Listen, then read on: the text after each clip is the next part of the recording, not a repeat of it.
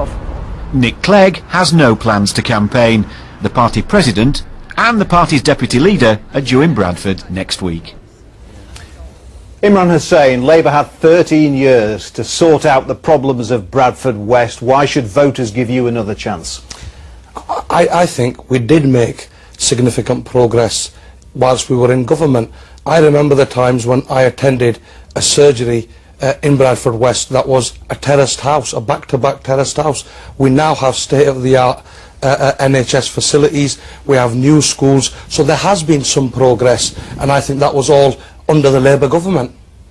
Jackie Whiteley, the Conservative candidate, I mean, what a week it's been. We've had the budget, you're going to be taxing pensioners more, fuel prices are going to go up, we're going to pay more for our booze. Not a great backdrop to fight a by-election, is it? I don't agree with you. I think it's an amazing budget, especially for business, and we need more jobs in this area. I mean, corporation tax cutting, the chance for cheaper finance for companies, that need cheap finance, guaranteed by the government, superfast broadband and improved rail links. All good news, I think. Jeanette Sunderland, why won't Nick Clegg come to Bradford West so voters can give their feedback on the coalition? I'm not sure Nick Clegg's not coming to Bradford West. Oh. That's news to me. I think Nick would be very proud to come to Bradford. We've got taken 17,500 people out of income tax altogether. Another 175,000 people are going to be get a tax cut this year. I just think it's something that you'd want to celebrate. And after 13 years of a Labour government, Lib Dems in a coalition government have done more for poorer people than they did in 13 years. George Galloway, you were a Labour MP for a number of years. You've also represented the Respect Party in Parliament. You're not from Bradford. You've no history of representing Yorkshire. Is this an act of political opportunism? Well, I don't know why you're asking me a nasty question when you didn't ask anyone else a nasty question, but that's what I've come to expect from the BBC. This is a democratic election. I'm a democratic politician. I have the right to stand here. There's no blood test. Everybody here came from somewhere, and I'm entitled to put my hat into the ring, and it's very firmly in the ring. The bookmakers have the Liberal Democrats at 80-1, the lowest prospect for a Liberal Democrat in political history. So I don't know why you're giving them time as if they were a major party in this by-election. Labour presided over the 13 richest years in British history with record parliamentary majorities, and everyone watching this who's from Bradford can see what the result was. We've got a hole in the city centre, we've got the Odeon falling down, we're 145th out of 155 in the schools league table. I know that Bradford City is not doing well in the football league, but in the education league we're doing even worse. Sonia McNally, you're representing the UK Independence Party. I think you got 2% at the last election. You can't have high hopes here, can you? Absolutely, we can. We can. We're fighting for Bradford West. We can do a lot for Bradford West.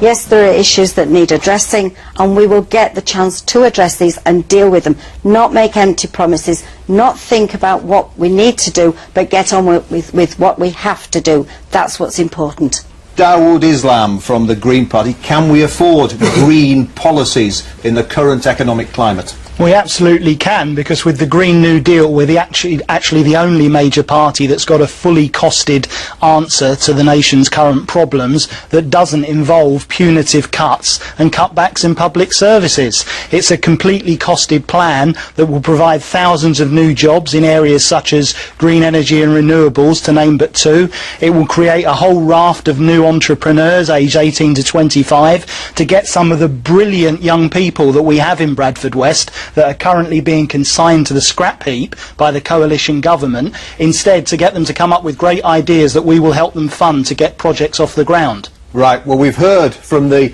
main three parties about their policies on the economy. Let's hear from some of the other parties now and find out how their candidates are hoping to win over Bradford West, and we're going to start with that man who thinks we're asking nasty questions, George Galloway. I'm targeting every vote, whether they're white or Asian, whether they're Muslim or non-Muslim. Every vote has the same value in the ballot box and to me. Everyone has an interest in Bradford. Everyone has a concern about the problems in the city. The city is slowly sinking. The Financial Times this very morning declared that Bradford was the most at-risk city centre in the entire country. A shop in Bradford city centre is more likely to close than a shop in any city centre in the whole country, and that's a very deep concern to everyone. A little bit more, mate. That's it, yeah. The reaction on the doorstep is a very positive one. The people out there in West Bradford are pleased to see me, and I'm pleased to see them because they're the people I'll be representing. Now, there's questions that need answering, and these questions affect me as well. I am that person that's driving over the same roads with the potholes. I am that person that's being penalised with high car insurance. These things are the local issues that need addressing. There are currently 1 million empty residential properties across the UK, and thousands of them are right here in the centre of Bradford. By putting them back into use, we could solve most of the affordable housing crisis at a stroke. These old back-to-backs would make excellent starter homes, but look at the state of this. It's nothing short of tragic. Dawood Islam, who's going to pay for all those empty homes you want to refurbish? Well, of course, the Green New Deal is one of the areas where we would remove the way that we look at taxation and make the people that are the polluters of society pay for more. We think that the people that are furthest removed from the credit crunch, that is people on benefits, people in low-paid jobs, the vulnerable and the disabled, these are the people that have absolutely nothing to do with causing the financial crisis. But these are the very people that are being asked to pay for it by the coalition government, and that's just plain wrong. Let me bring in Sonia McNally, because up until earlier this year you were a member of the Green Party. Now you're UKIP. I mean, that's a 180-degree turn, isn't it? Absolutely, and you don't make decisions lightly. I looked at things, looked at the Green Party, I'd been there with them for a while, and then looked at UKIP, and what UKIP had to offer and offer the people was better. And I firmly believe that, otherwise I wouldn't have changed. George Galloway, in your election literature you talk about bringing the troops home from Afghanistan. In a week when we've seen 6 soldiers from the north of England, their bodies flown back from that country, is this the right time to be talking about that subject? Well, they've come home in a box, and I want the rest to come home before they come home in boxes. And I don't want anybody else planted in the ground as a result of a war that Labour started and the Liberals and the Conservative Party support. And by the way, don't look as if you're shocked. Most people in the country agree with me. Yeah, but if you speak to the families of those soldiers, as I've done, the mothers, the parents, they want our boys to stay there to finish the job. Oh, well, that's simply not true. I don't know. It is true. Well, how many families have you spoken to? Well, very many. I'm the Vice President of the Stop the War Coalition. If they'd listened to me, there wouldn't have been a war. And the Vice President of the Stop the War Coalition, which contains a specific section of military families against the war. And I could give you any number, if you'll give them airtime, of wives and mothers and children of dead soldiers who will tell you the precise opposite. The idea that we should stay and shed more blood because of the blood we've already shed is simply ridiculous. That's the First World War mentality in the trenches. But there will be a worry that those soldiers, 5 of them from Yorkshire who came home this week, that they have died in vain. They have died in vain. That? They have died in vain. They shouldn't have been sent there. They were sent there to their deaths by Tony Blair and George W. Bush. And the Tories and the Liberals are keeping them there. It's time to end the war in Afghanistan. We don't have the blood or the treasure to waste in somebody else's country thousands of miles away. Imran Hussein, Bradford West has a very large Muslim population. Is this a problem for you personally? A war started by Labour, which is still supported by your party. Can I firstly say my thoughts and prayers are with the families of Private Chris Kershaw from Bradford and the other soldiers. I don't think soldiers are to blame in any of this. Because soldiers don't make decisions and soldiers are carrying out their job, and I think it's always important to remember that. I do believe that the soldiers need to come back, and I've maintained that. However, I do believe that equally we can't have extremists doing what they're doing across the world, and those problems need to be sorted. So you support the war in Afghanistan? I support getting rid of extremism, wherever that may be, and I certainly support our boys now coming home. Would you support young Muslim men from your constituency joining the British Army? Would you advise them that's a good career move? If that's what they choose as a career move, it's no different to any other career move, and if that's, everybody's got to make a choice as to what career they choose, and if that's a career move they choose, then I wish them the best. let's... Well, I'll put that on DVD and distribute it around the doors. I can tell you that in Manningham and in Toller and coming out of the mosques that I've just been at, what Imran Hussein just said was committing political suicide. Do you agree with that? I don't agree with that at all. I think ordinary Muslims in Bradford would agree with what I've said. Ordinary Muslims in Bradford are peace-loving and don't support extremism. And I think they're very vocal about that, and they would agree with me that we need to stop extremism. It's Blair and Bush that were the extremists. Wherever we Blair stop and extremism. Bush were the extremists. They're the terrorists. They're the people that killed more than a million people. Why don't you admit it? Your leader, the man you loved. If I can finish, ordinary Muslims throughout this country are the most peace-loving people that don't support extremists, wherever that is. And I also feel I can provide a strong voice, because I think we do need that voice. That might be the case, Imran, but the fact is that the war in Afghanistan has created homegrown terrorists. We're supposed to be going out there to prevent terrorism happening, but the 7/7 bombings happened as a direct result of our involvement in Iran and Afghanistan. So how do you close and square that?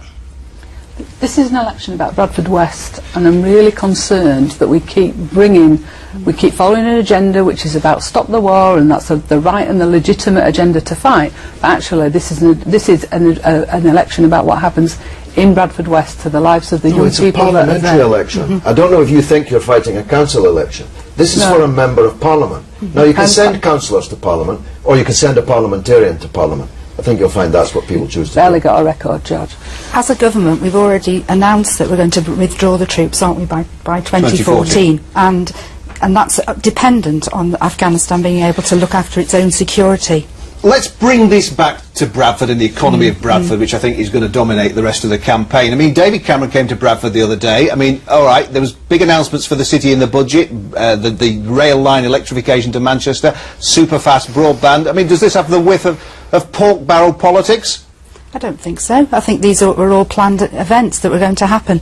You know, we have to remember that we inherited a massive amount of debt, and we've got to look at the way we can manage it. And you know, I think that the actions that we're taking are all positive things. You know, bringing all these people, 24 million people will be better off paying less tax, 2 million completely out of taxation, and we're going to do very positive things to bring people back into employment. Young people are going to get the chance to get apprenticeships, work experience and jobs, and we've got real incentives, financial incentives to give to employers to encourage them to take on young people. I think we can do a lot in Bradford West, and I hope that they'll give me the chance to move this forward. And Jeanette Sunderland, you don't think your candidate is going to be scarred by the actions of the coalition government? I don't think this is a referendum on the coalition. I think that the time for the referendum on the coalition is 2015. It's got its eyes firmly fixed on 2015. It's got its eyes firmly fixed on sorting out the economy.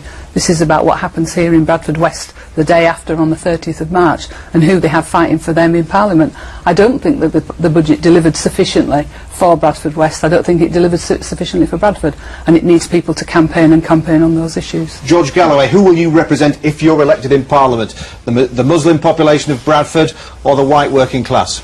I never make these differentiations, and this is 4 or 5 times you've done it in this programme, and it's very dangerous and irresponsible. But you are targeting Muslim areas in that's Bradford. There's no doubt about that. False. Completely So how many false. posters have you got up in Thornton, in Clayton? Well, quite a few, actually. Quite a few. But my supporters put their own posters up, unlike Imran's, who get them put up for them. The people decide whether to put posters up, and the people decide who they're going to vote for. But it is flatly untrue that I'm targeting any specific ethnicity or religion for votes. And it's irresponsible of you to suggest that. Every voter in Bradford West is the equal of the other. There's nothing second class about a Muslim voter that you're somehow supposed to be embarrassed because you want them to vote for you. And I reject it and resent it, and so do they. Imran Hussein, what are people telling you on the streets of Bradford about what is important to them? One of the biggest problems is around youth unemployment. I mean, but that happened under Labour. That's not a new phenomenon, is it? Yes. Well, since this time last year, long-term youth unemployment has tripled. I mean, that's massive. I've been talking to young people who want that first step on the ladder, and I think we're the only party that can deliver that. The Labour job guarantee, for 6-month job guarantee for all young people, long-term unemployed, That's not promises, that's not anything else, that's real work experience for those young people. And in places like Bradford West, you know, it's difficult enough. I've grown up on the streets of Bradford West, I've played there. It's difficult for young people, you know, that lack aspiration in the first place. Yeah, but UKIP want apprenticeships back, technical college, just to give those the young ones, the chance for employment. We are going to have to bring this debate to a close. Thank you all for your time today, and I can tell you there are a total of 8 candidates standing in the Bradford West by-election on Thursday. You can see a full list on the BBC West Yorkshire website. Now though, let's go back to Andrew Neil in London.